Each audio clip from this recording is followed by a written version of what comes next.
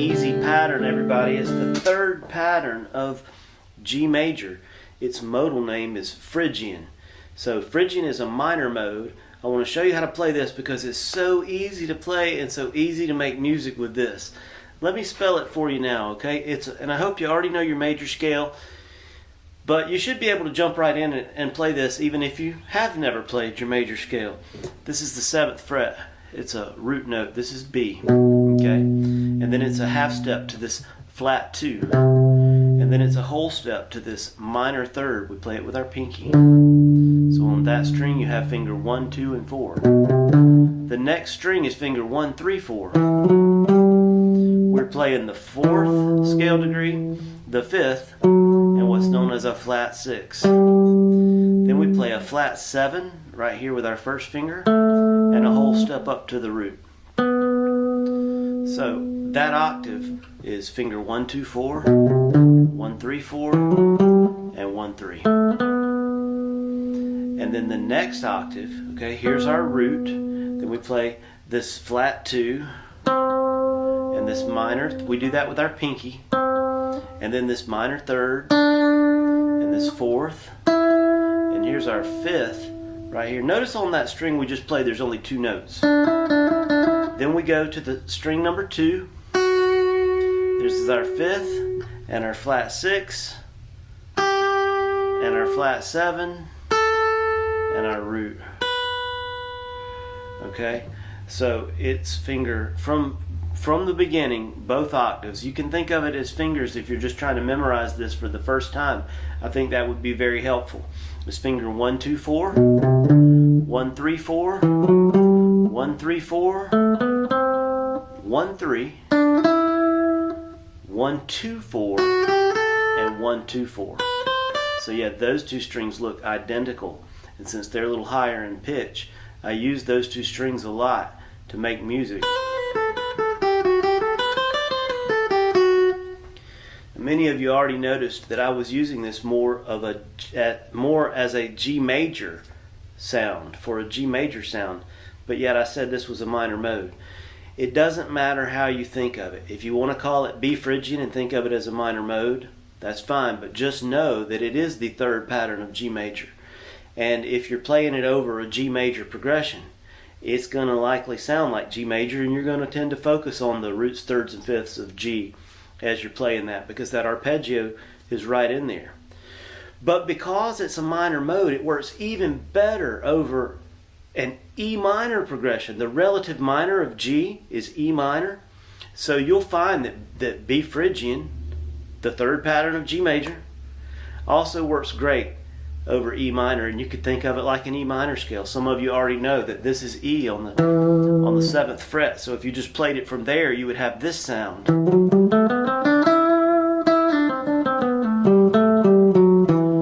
Sound of E minor, so over a minor progression. And the arpeggio, the E minor arpeggio, is right there under your fingertips. It's easy to learn this pattern. It's all on the 7th fret, and you can find so many cool things to do with it. Don't miss the little half step opportunities on strings 1 and 2. You can do trills.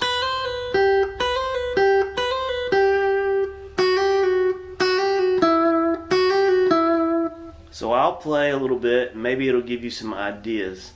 I can tell you already, I'll be using some E minor arpeggios and these notes from B Phrygian.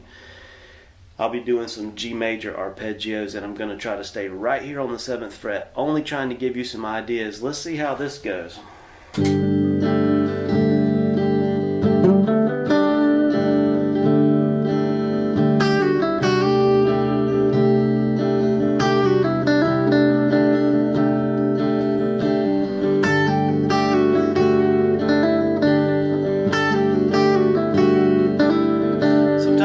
Something that you don't really love, if you just try to do it again the same way, it might speak to you a little bit differently, and that's what just happened right there. So you can try that too. If you play a sequence of notes and it's not just perfect to your ear, try it again. Try to phrase it a little bit differently and see how that goes.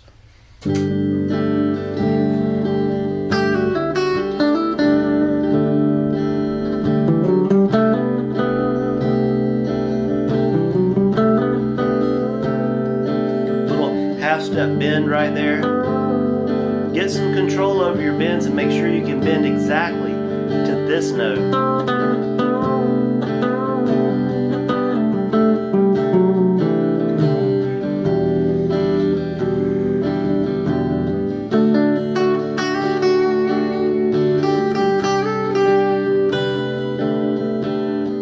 You can bend with your first finger.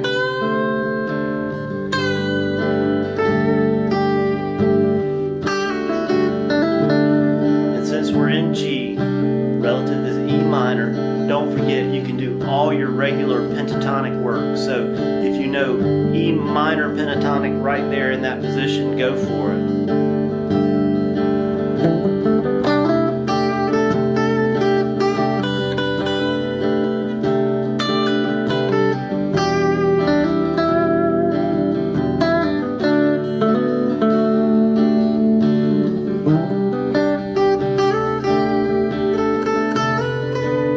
Supposed to stay in 7th position. Let me do that. I hope this lesson has been very helpful to you. If you're learning Phrygian for the first time, the third pattern of G Ionian, and these modal names are new to you, learn the modes. They're very helpful and they're very easy, but learn the spellings when you learn them, and how they relate to the major scale or how they relate to the minor scales. So I hope this has been a benefit to you. I hope you can jam now using this new pattern, and I'll see you in the next video. If you'd like to take a private lesson from me or another teacher here on staff, just give us a call at 608-7197. Thanks a lot.